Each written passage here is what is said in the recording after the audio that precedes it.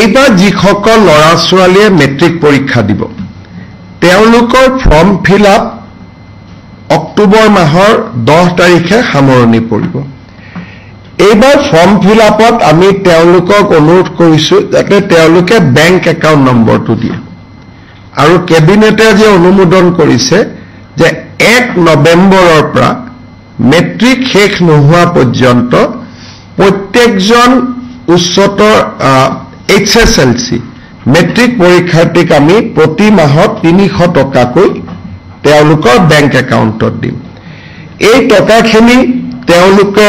books কিনিব পাৰিব notebooks কিনিব পাৰিব নিউট্ৰিচিয়াছ ফুড ল'ব পাৰিব অৰ্থাৎ 5 লাখ ষ্টুডেণ্টে মাহত 300 টকাকৈ অলমোষ্ট আমি মেট্ৰিক কোন মাহত হয় নাজানো যদি এপ্ৰিলত হয় 6 মাহৰ কাৰণে পাব যদি ফেব্ৰুৱাৰীত হয় 4 মাহৰ কাৰণে হ'ব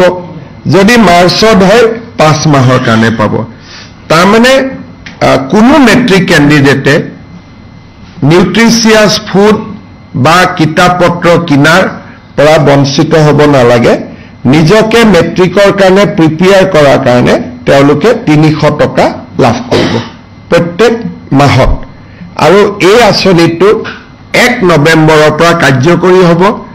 আপোনালোকে হয়তো ভাবিব যে লৰাবিলাকক ফৰ্ম দিব নহয় আমি মেট্ৰিকৰ ফৰ্ম ফিল আপতে তেওঁলোকৰ বেংক একাউণ্ট নম্বৰটো লৈ লম